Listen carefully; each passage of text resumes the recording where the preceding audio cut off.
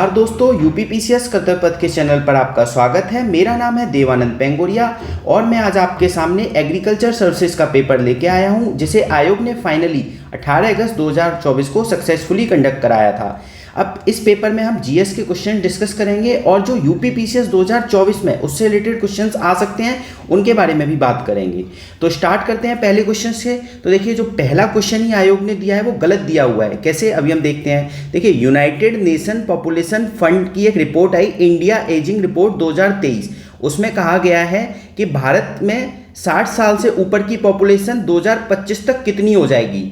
तो जब आप इस रिपोर्ट को देखेंगे तो उसमें आपको ऐसा कोई आंकड़ा मिलेगा ही नहीं, जबकि एक आंकड़ा दिया गया है कि 2050 तक कितनी हो जाएगी 60 साल के लोगों की पॉपुलेशन, तो 34.7 करोड़। तो आपको क्या करना है, ये वाला आंकड़ा याद रख लेना है। आयोग ने जो क्वेश्चन पूछा है वो गलत पूछा है, बट हम अब क्या याद रखेंगे, 2050 तक ओल्ड एज की पॉपुलेशन कितनी हो जाएगी, 34.7 करोड़। ठीक है। अब इसमें दूसरी चीज, एक और चीज याद रखनी है, इंडिया एजिंग रिपोर्ट 2023 किसने निकाली है, यूनाइटेड नेशन पॉपुलेशन फंड ने निकाली है। ठीक है, ये भी पूछा जा सकता है। 2 क्वेश्चन याद हो गए। तीसरा याद करते हैं। देखिए, अगर मैं ओल्ड एज की बात करूं तो देखिए, पॉपुलेशन में इंडिया चाइना से आगे निकल गया है, तो पॉपुलेशन से रिलेटेड क्वेश्चन आना ही आना है। तो अगर मैं बात करूं हमारे कॉन्स्टिट्यूशन में किसी आर्टिकल में क्या ओल्ड एज के बारे में बात की गई है, तो हाँ, आर्टिकल 41 में ओल्ड एज के बारे में बात की गई है। ओल्ड एज, सिक, इन सब के बारे में बात की गई है। इवन डिसेबल्ड के बारे में भी बात की गई है। तो कौन सा आर्टिकल है, आर्टिकल 41। ठीक है। इसी आर्टिकल को ध्यान में रखते हुए एक एक्ट भी बनाया गया है ओल्ड एज के लिए। तो उस एक्ट का नाम क्या है, maintenance and welfare of parents and senior citizen act 2007। तो इसका ईयर आपको याद रखना है, 2007 का एक्ट है ये।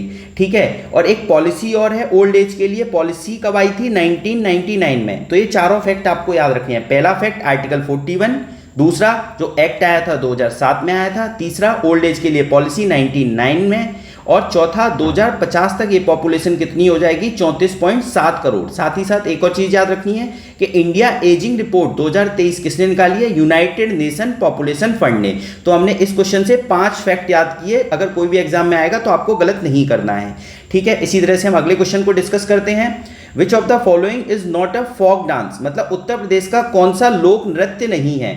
तो देखिए, नौटंकी उत्तर प्रदेश में होता है, चरकुला होता है, कत्थक होता है। तो चारकुला, कत्थक और नौटंकी यूपी में होते हैं, बट छाऊ नहीं होता। तो क्या आंसर हो गया इसका, छाऊ हो गया।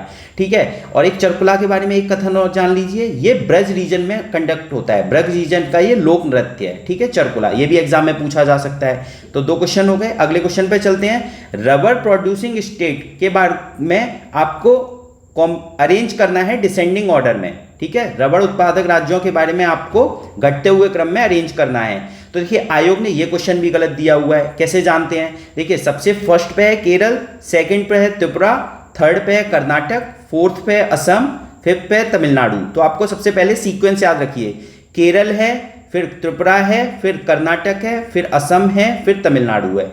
अब ऑप्शंस को एनालाइज करते हैं। तो मैंने क्या बताया, केरल फर्स्ट पे है, तो केरल फर्स्ट पे मतलब 3rd नंबर पे लिखा हुआ है। 3rd नंबर पे 2 ऑप्शन हो गए, ये दोनों एलिमिनेट हो गए। ठीक है। अब बात करते हैं 2nd नंबर पे, मैंने क्या बताया, त्रिपुरा है, त्रिपुरा ऑप्शन में नहीं है। 3rd नंबर पे क्या बताया, कर्नाटक, कर्नाटक है ऑप्शन में। तो देखते हैं सेकंड कहाँ लिखा हुआ है, सेकंड देखो कहीं भी नहीं है। इसका मतलब ये ऑप्शन ही गलत बनाए हैं, तो इसलिए ये स्टेटमेंट भी गलत हो गया, ये क्वेश्चन भी। तो हमें याद क्या रखना है, केरल, त्रिपुरा, कर्नाटक, असम, तमिलनाडु। ठीक है। कैसे याद रखोगे, केटी को पढ़ो कैट और कैट, केएटी, केटी कैट, केटी कैट। ठीक है। अगले क्वेश्चन पे चलते हैं आगे। देखिए, इसमें पूछा गया है कि सुभाष चंद्र बोस, लोकमान्य तिलक और लाला लाजपत राय ने अपना बंदी जीवन कहां व्यतीत किया था, मतलब उनको किस जेल में बंद किया गया था। तो मांडले जेल में। मांडले जेल कहां पे, बर्मा। कौन सा कंट्री है, बर्मा का पुराना नया नाम क्या है, म्यांमार। तो ये याद रखना है, मैंडले इम्प्रिजन में। ठीक है। अगले क्वेश्चन पे चलते हैं। ये पूछा जा सकता है, रिपीट भी हो सकता है, तो याद रखना, मांडले जेल में किन 3 को बंद किया गया था, ये भी पूछा जा सकता है। तो आपको क्या याद रखना है, सुभाष चंद्र बोस को, लोकमान्य तिलक को और लाला लाजपत राय को। ठीक है। अगले क्वेश्चन पे चलते हैं कि लोकतंत्र के स्वर, लोकतंत्र के स्वर एक बुक है जिसमें किसकी स्पीच है, रामनाथ कोविंद ने जो अपने भाषण दिए हैं उनकी स्पीच के बारे में इसमें बात की गई है, लोकतंत्र के स्वर। तो इसका आंसर क्या हो गया, रामनाथ कोविंद। इनकी एक और बुक है, मतलब इन्हीं की स्पीच से रिलेटेड एक बुक और लिखी गई है, उसका नाम भी याद रखिए, रिपब्लिकन एथिक्स वॉल्यूम। ठीक है, वॉल्यूम 3। तो आपको क्या याद रखना है, लोकतंत्र के स्वर और रिपब्लिकन एथिक्स वॉल्यूम। क्लियर। आगे चलते हैं, रामनाथ कोविंद की ये स्पीचेज का एक संग्रह किया गया है। अगले क्वेश्चन पे चलते हैं, which of the following district of the Uttar Pradesh touch the boundaries of the fourth state. इस क्वेश्चन को तो आप याद कर लीजिए, अधिकतर एग्जाम में पूछा ही जाता है, बहुत पुराना क्वेश्चन है और किसी न किसी एग्जाम में घूम फिर के पूछते हैं। तो सोनभद्र यूपी का एक ऐसा डिस्ट्रिक्ट है जो कि 4 स्टेट से टच होता है, मतलब सोनभद्र डिस्ट्रिक्ट की बाउंड्री 4 स्टेट से टच होती है, बिहार से, झारखंड से, मध्य प्रदेश से, छत्तीसगढ़ से। ठीक है, इसको याद रखना है। अगला current affair, rain water harvesting and distribution of sprinkler set scheme कहाँ इंप्लीमेंट की गई, मतलब जल संचयन और स्प्रिंकलर सेट की वाली स्कीम कहाँ इंप्लीमेंट की गई, तो बुंदेलखंड रीजन में। ठीक है, बुंदेलखंड रीजन में। आगे चलते हैं, देखिए राइट टू इन्फॉर्मेशन एक्ट पूरी दुनिया को पता होता है, ये कब पास हुआ था, 2005 में। 2005 में याद रखना है, सबको पता होता है, आप भी याद रख लीजिए। अगला क्वेश्चन कि फरवरी 2024 में यूनियन हेल्थ मिनिस्ट्री ने क्या चीज लॉन्च की है, तो इसका आंसर क्या है, B, AIIMS SBI smart payment card launch किया है। अब देखिए इसको आप वैसे भी सॉल्व कर सकते हैं, थोड़ा आपको सेंस भी लगाना होगा कि अगर मुझे क्वेश्चन नहीं आता है तो कैसे सॉल्व करना है। देखिए स्मार्ट 2 जगह लिखा हुआ है, तो अधिकतर ऑप्शंस में जो सिमिलर ऑप्शंस होते हैं ना, उन्हीं में से आंसर होता है, मोस्टली, हमेशा नहीं होता, याद रखना। तो ये कुछ तरीके हैं जिसमें आप ट्रिक लगा सकते हो। ट्रिक क्या, एजुकेटेड गेस लगा सकते हो, स्मार्ट वर्क कर सकते हो, बट ये हमेशा फिट नहीं बैठता, ये याद रखना। कभी कभी ऐसा गलत भी हो जाता है, 10 में से 8 क्वेश्चन क्या सिमिलर ऑप्शंस वाले सही होते हैं, बट 2 क्वेश्चन गलत भी हो सकते हैं। तो आपको याद रखना है, बहुत ध्यान से यूज करनी है। ठीक है, स्मार्ट 2 जगह है, तो इसका मतलब बी या डी में से ही कोई ऑप्शन होगा। अब देखिए कोई बैंक की बात हो रही है, एसबीआई लिखा हुआ है, तो एसबीआई से रिलेटेड क्या बात होगी, पेमेंट की बात होगी। तो इसलिए इसका आंसर अगर आपको नहीं भी आता है तो भी आप सही कर सकते थे, स्मार्ट पेमेंट कार्ड। तो इस तरीके से हम कुछ क्वेश्चंस को भी सॉल्व कर सकते हैं जो हमें नहीं आते हैं। अब देखिए इसको क्या और नाम से जाना जाता है, 1 नेशन 1 एम्स 1 कार्ड या स्मार्ट पेमेंट कार्ड।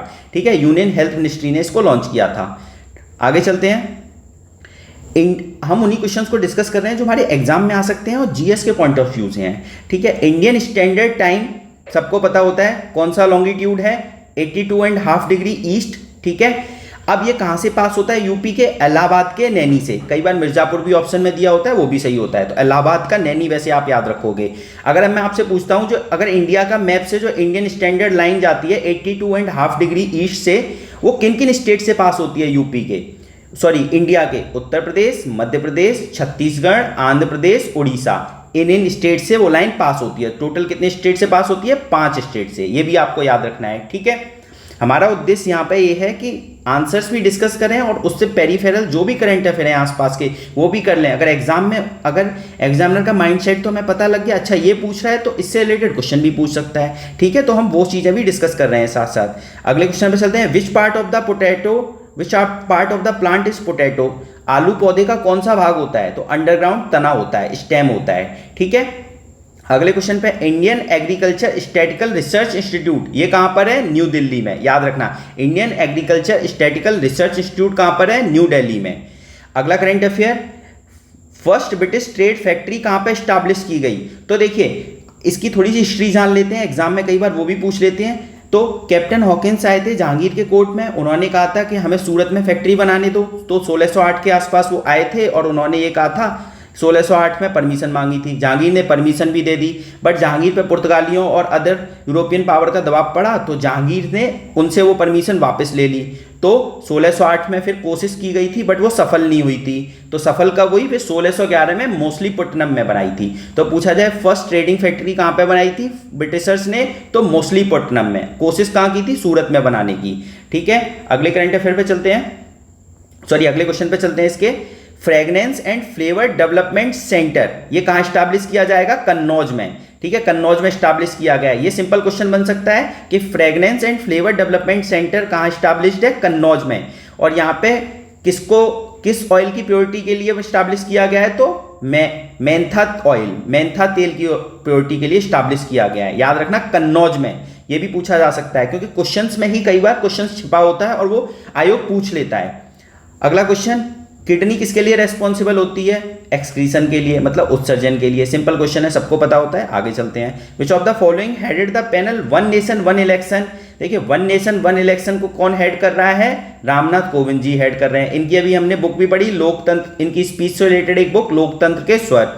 ठीक है, इसको मैंने अपनी घटनासार की सीरीज में कवर भी कराया है, आप एक बार जाके सुनना चाहें तो सुन लीजिए। बहुत इफेक्टिव सीरीज है और उससे क्वेश्चंस आ भी रहे हैं और बहुत बाइलिंगुअल फॉर्मेट में डिस्कस किया मैंने। ठीक है, आगे चलते हैं। Which among the following was the constitutional adviser of the constituent assembly? ये वैसे सबको पता होता है, फिर भी मैंने जब यूपीएससी का पेपर डिस्कस किया था और यूपीएससी के पेपर 2024 से मैं प्रेडिक्ट कर रहा था कि यूपी पीसीएस 2024 में क्या क्या क्वेश्चन आ सकते हैं, तब मैंने ये क्वेश्चन भी बताया था कि कॉन्स्टिट्यूशनल एडवाइजर कौन है, और उसकी मैंने एक क्लिप भी सेंड की हुई है। उस क्लिप में मैंने स्पेशली एक क्वेश्चन को सेंड किया हुआ है, आप देखिए, बहुत अच्छी सीरीज है और स्पेशली पार्ट 3 में डिस्कस किया है इस कॉन्स्टिट्यूएंट असेंबली से रिलेटेड क्वेश्चन। ठीक है, आगे चलते हैं कि ये देखिए एक्ट के नाम लिखा है और ईयर लिखा है। तो वाइल्ड लाइफ प्रोटेक्शन एक्ट कब आया? सबको पता है 1972। एनवायरमेंटल प्रोटेक्शन एक्ट कब आया? 1986। नेशनल ग्रीन ट्राइब्यूनल कब एक्ट कब आया? 2010। बायोडाइवर्सिटी एक्ट कब आया? 2002। तो आप जब इसको देखोगे तो आंसर क्या हो जाएगा? डी। यहाँ पे आपको एक और चीज ध्यान रखनी है कि एनवायरमेंट के एक्ट की बात की जा रही है, तो मैं अगर आपसे पूछता हूँ हमारे डायरेक्टिव प्रिंसिपल में और फंडामेंटल ड्यूटी में कौन से आर्टिकल के अंदर एनवायरनमेंट को प्रोटेक्ट करने की बात की गई है, तो आर्टिकल 48A 51A G याद रखना है आपको। ठीक है, आगे चलते हैं अगले क्वेश्चन पे कि विच of the following cold field is not spread in the Damodar valley? तो देखिए, नॉर्थ करणपुरा, गिरिध और रामगढ़ ये तो दामोदर वैली में है, बट तंदूर नहीं है। तंदूर का है महाराष्ट्र में और गोदावरी बेसिन के आसपास है। ठीक है, और ये देखिए, शायद मुझे जहां तक याद आ रहा है एनसीईआरटी में एक टेबल भी दी गई है, उसमें लिखा भी है कि दामोदर के आसपास कौन से कोल फील्ड हैं। ठीक है, दामोदर वैली के आसपास। तो एनसीईआरटी भी इंपॉर्टेंट हो जाती है कई बार क्या हमेशा ही एनसीईआरटी से क्वेश्चंस आते हैं, गवर्नमेंट की वेबसाइट से क्वेश्चंस आते हैं, तो आपको वो पढ़ते रहना चाहिए। आगे चलते हैं। Where is the pharmaceutical park going to be located in the Uttar Pradesh? तो देखिए, ये भी क्वेश्चन आयोग ने गलत पूछा है, पता नहीं कितने क्वेश्चंस गलत पूछे हैं इसमें, मुझे लगता है 4-5 क्वेश्चंस तो गलत पूछे हैं। फार्मास्यूटिकल पार्क कहाँ स्टैब्लिश किया जा रहा है? ललितपुर के बुंदेलखंड में, तो ऑप्शन में ही नहीं है, तो ये भी क्वेश्चन गलत हो गया। आगे चलते हैं। Which of the following which among the following propose the term ecosystem? तो इकोसिस्टम मतलब पारिस्थितिकी तंत्र की टर्म को किसने प्रपोज किया? टेंसले ने। ठीक है, टेंसले ने। देखिए, यहाँ पे मैंने जब स्ट्रेटजी वीडियो में ये भी बताया था, कुछ टर्म्स के नाम बताए थे, उसमें मैंने कहा था आपको पता होने चाहिए एनवायरमेंट की टर्म्स को किसने प्रपोज किया है, तो ये सब आपको याद रखनी है, बेसिक है, याद करना बहुत जरूरी है।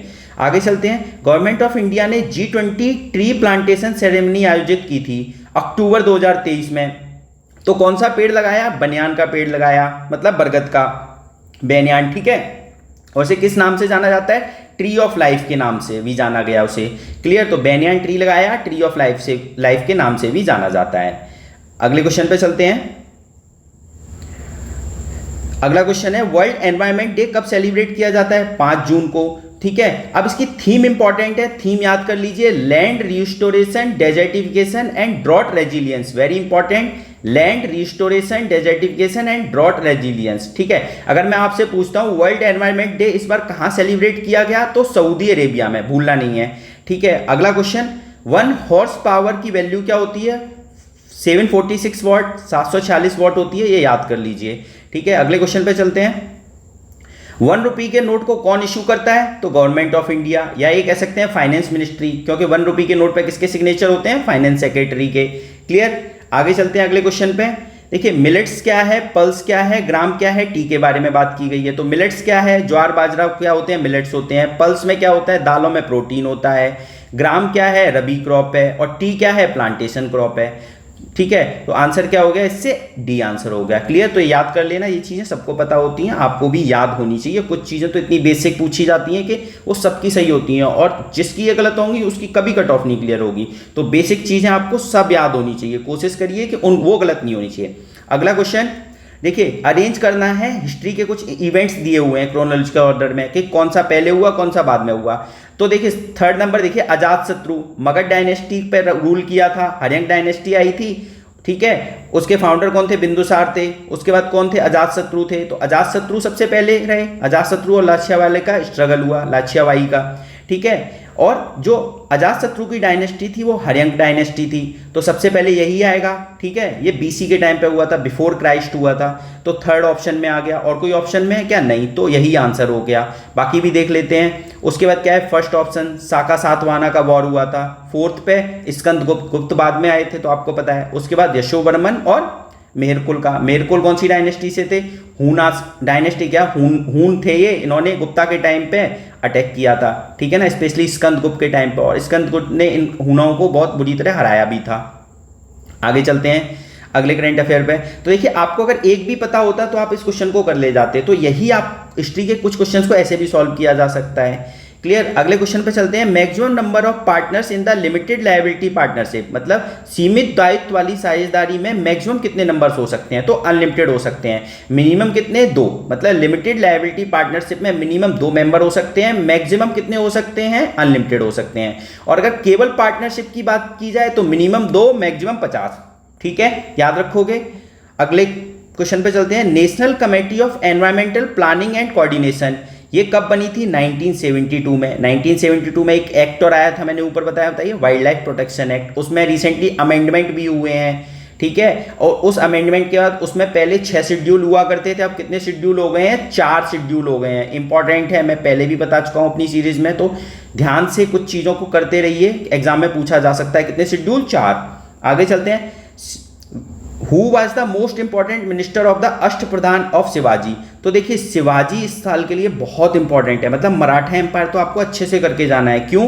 क्योंकि देखिए, मराठा एम्पायर में शिवाजी की जो कोरोनेशन हुई थी 6 जून 1674 को रायगढ़ में, उसकी 350वीं मनाई गई है, इसलिए शिवाजी तो बहुत इंपॉर्टेंट है इस साल के लिए।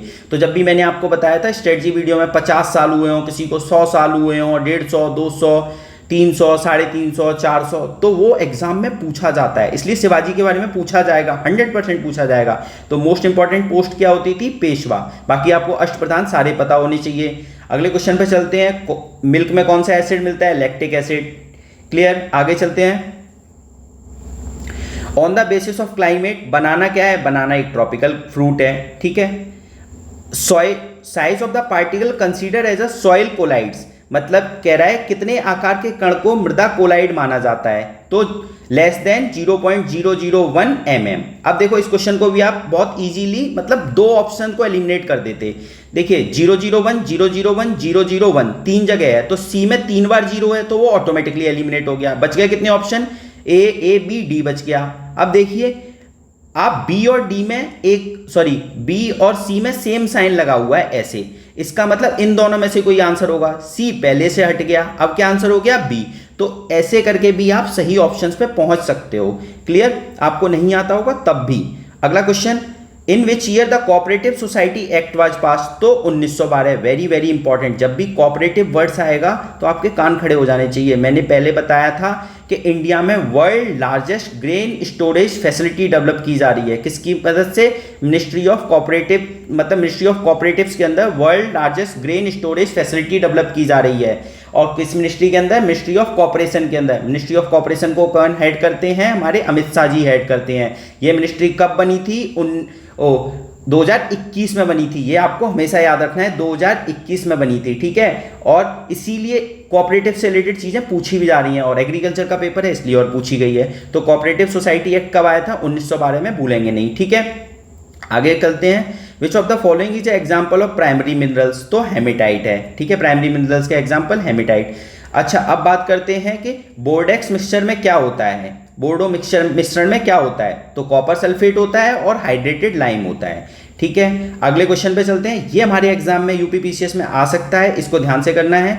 ICAR Indian council of agriculture research का एक इंस्टीट्यूट है, central soil and water conservation research and training institute, केंद्रीय मृदा एवं जल संरक्षण अनुसंधान प्रशिक्षण एवं संस्थान।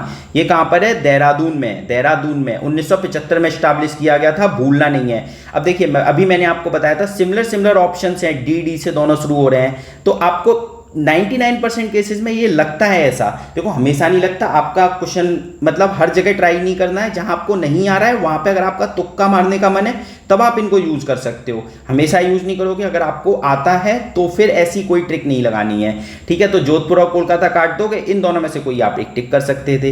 इसे एजुकेटेड गैस भी बोल सकते हैं, या अंडरस्टैंडिंग देख सकते हैं कि एग्जामिनर का माइंडसेट क्या है ऑप्शन बनाते समय, ठीक है। 1975 याद रखना है, कौन सा इंस्टीट्यूट बना था? Central soil and water conservation research and training institute. Year specially पूछा जा सकता है, या ये पूछ लेगा कहां पे बना, अगली बार एग्जाम कराएगा यूपीपीसीएस जब, ठीक है। ये एग्रीकल्चर में पूछा तो अपने में भी पूछा जा सकता है। Nano DAP contains nitrogen and phosphorus, तो इनका रेशियो पूछा गया है कि नाइट्रोजन और फॉस्फोरस का रेशियो क्या है, तो 18:46, ठीक है, याद रखोगे 18:46 या 1:2.5, इसको याद रख लीजिए और उसके बाद मल्टीप्लाई कर लीजिए तो वही आपका आ जाएगा। 18:46 आपको याद रखना है, या 1:2.5। अगला क्वेश्चन, ब्यूटीफुल गार्डन बुक किसने लिखी है? एम रंधावा ने लिखी है, MS रंधावा ने, ठीक है, याद रखेंगे। MS रंधावा ने क्या लिखी है? ब्यूटीफुल गार्डन बुक लिखी है। अगले क्वेश्चन पे चलते हैं, ये अपने काम का नहीं है, कि आगे चलते हैं, जो हमारे एग्जाम के पॉइंट ऑफ व्यू से केवल उन्हीं को डिस्कस कर रहे हैं आगे। हाँ देखिए, based on the criteria of homogeneity the agroclimatic zone of India is divided into, तो एग्रोक्लाइमेटिक जोन इंडिया में कितने हैं? 15 हैं। यही आपके लिए क्वेश्चन है कि यूपी में एग्रोक्लाइमेटिक जोन कितने हैं, ये आपको कमेंट करके बताना है कि यूपी में एग्रोक्लाइमेटिक जोन कितने हैं। इंडिया में मैंने बता दिया है 15 हैं, ठीक है। अगले क्वेश्चन पे चलते हैं कि फादर ऑफ कोऑपरेटिव मूवमेंट कौन है? इंडिया में पूछ रहे हैं, तो इंडिया में है फ्रेडरिक निकोलसन। तो कैसे याद रखोगे? कोऑपरेटिव मूवमेंट के लिए हमने कहा कि चलो निकलो यहां से, तो फ्रेडरिक निकोलसन, निकलो मतलब निकोलसन, ठीक है। कोऑपरेटिव मूवमेंट के लिए हम कुछ ना कुछ सोचते रहें, जब भी पढ़ें याद नहीं हो रहा है तो कुछ ना कुछ बना लें। मैंने यहाँ क्या बताया? कोऑपरेटिव मूवमेंट के फादर को हमने कहा चलो निकलो यहाँ से, तो फ्रेडरिक निकोलसन, ठीक है। अगर मैं पूरे वर्ल्ड में बात करूं कोऑपरेटिव मूवमेंट के फादर कौन है, तो रॉबर्ट ओवन, ठीक है। आगे चलते हैं, देखिए इस वाले क्वेश्चन में पूछा गया है कि कौन सा पेयर करेक्टली मैच नहीं है, तो साइटोसिन क्या होता है? सेल डिवीजन की ग्रोथ को प्रमोट करता है, डिक्रीज नहीं करता, तो यही आंसर हो गया। आगे चलते हैं, किसान क्रेडिट कार्ड। देखिए किसान क्रेडिट कार्ड में आपको बस इतना याद रखना है कि 1998 में ये इंट्रोड्यूस की गई थी, और शॉर्ट टर्म के जो किसान क्रेडिट कार्ड के अंदर क्रेडिट प्रोवाइड किया जाता है वो शॉर्ट टर्म लोन्स के लिए प्रोवाइड किया जाता है, ठीक है। तो कब इंट्रोड्यूस की गई थी? अगस्त 1998 में, और शॉर्ट टर्म के लिए क्रेडिट प्रोवाइड किया जाता है, न कि लॉन्ग टर्म के लिए, ठीक है। आगे चलते हैं अगले क्वेश्चन पे। देखिए ये सब एग्रीकल्चर के हैं, हमारे लिए काम के नहीं है। अब देखिए ये इंपॉर्टेंट है 62 से आपको ना एक चीज समझाने की कोशिश करूंगा। देखिए पहले 62 क्वेश्चन सॉल्व करते हैं। Parent material which is form due to sediment deposit by flowing water. तो देखिए गंगा रिवर है, मान लो सेडिमेंट डिपॉजिट कर रही है, तो हम क्या बोलते हैं? कौन सी सॉइल बनती है? एलुवियल सॉइल बनती है उस साइड में। तो यही पूछ रहा है कि जो पेरेंट मटेरियल होता है which is formed due to sediments deposit by flowing water, वो क्या होता है? एलुवियल होता है, ठीक है, एलुवियम होता है, ये याद रखना। आगे चलते हैं। अब देखिए यहाँ पे मैंने आपको एक चीज बताने की कोशिश कर रहा हूं, आपने सबसे ज्यादा कौन सी वर्ड सुना है? एलुवियल वर्ड ही सुना होगा अधिकतर आपने, ठीक है। अब देखिए ऐसे एक बार पूछा गया था, वाटर हार्वेस्टिंग टर्म लिखा हुआ था और एक क्वेश्चन पूछा गया था, तो जब आपने बहुत कॉमन टर्म अगर उसमें लिखी हो ना ऑप्शन में, तो अधिकतर वही आंसर होता है, ठीक है ना। अधिकतर मैंने ऐसा मतलब ऑब्जर्व किया है, वही आंसर होता है। कभी वीडियो बनाऊंगा ऐसी कुछ टर्म जिनसे ना यूपीपीसीएस ने आंसर पूछा है और बहुत कॉमन टर्म है, वो आंसर है, ठीक है। चलिए अगले क्वेश्चन पे चलते हैं। 2-3 क्वेश्चन और रह गए हैं बस, जो हमारे एग्जाम में आ सकते हैं, तो उन्हीं को डिस्कस कर लेते हैं, बाकी फिर इसका पूरा हो जाएगा। देखिए ये बहुत इंपॉर्टेंट है। व्हेन फर्स्ट कृषि विज्ञान केंद्र वाज एस्टैब्लिश्ड, तो फर्स्ट कृषि विज्ञान केंद्र कहाँ एस्टैब्लिश किया गया? 1974 में। अब देखिए इसमें ही लिखा हुआ है कहाँ बना था? पुडुचेरी में, याद रखना। फर्स्ट कृषि विज्ञान केंद्र कहाँ बना? 1974 में पुडुचेरी में। इंपॉर्टेंट है, भूलना नहीं, एग्जाम में आ सकता है ये। और देखो मैंने अभी आपको बताया था, स्ट्रेटजी वीडियो में भी बताया था, 50 साल हुए हों, 100 साल हुए हों, 25 साल हुए हों, या 75 साल हुए हों, 200 साल हुए हों, 250 साल हुए हों, मतलब 25 के बीच का डिफरेंस हो ना, उसको पूछने की प्रोबेबिलिटी बढ़ जाती है। तो देखो 1974 में बना, 2024 तक कितने साल हो गए? 50 साल हो गए, इसलिए उन्होंने पूछ लिया, ठीक है। तो 50 साल हुए, तो वही स्ट्रेटजी वीडियो एक बार अगर नहीं देखा तो देख लेना। मैंने वहाँ ये बताया है कि कैसे कैसे आपको करंट अफेयर को या कुछ भी पढ़ रहे हैं स्टैटिक पार्ट के एग्जाम में किस तरीके से पूछेंगे और कौन सा पार्ट इंपॉर्टेंट है, वो सब बताया है, ठीक है ना। अगला question, when was the protection of plant variety and farmers right act, ये कब आया था? 2001 में। ठीक है, अब देखिए मैं बार बार आपको वीडियो का रेफरेंस इसलिए दे रहा हूँ क्योंकि उस वीडियो से बहुत लोगों को फ़ायदा हो रहा है, और जिसने देख लिया उसको तो 100% हो रहा है, जिसने नहीं देखी है उसके लिए ये है कि प्लीज़ एक बार देख लो, आपको बहुत बेनिफिट होगा। जो कुछ मैंने सीखा है अपनी प्रिपरेशन में, मैं आप तक डिलीवर करने की कोशिश कर रहा हूँ इन वीडियोस के थ्रू। ठीक है, अगले क्वेश्चन पे चलते हैं। एक क्वेश्चन और रह गया साहिल,